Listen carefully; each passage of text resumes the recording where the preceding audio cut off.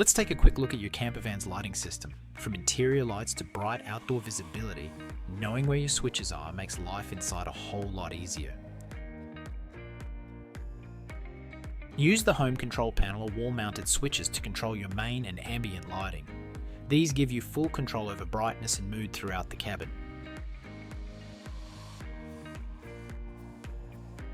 You'll find the fridge power switch near the refrigerator cabinet.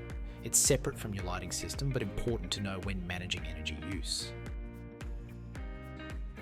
These come with their own touch switches. Just tap to turn them on or off. Perfect for nighttime reading or soft lighting.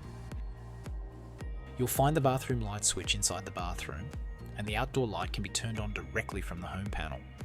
If your lights aren't turning on, check your battery level. Most lighting systems won't operate below 25% charge, so a quick top-up might be all you need. And that's it.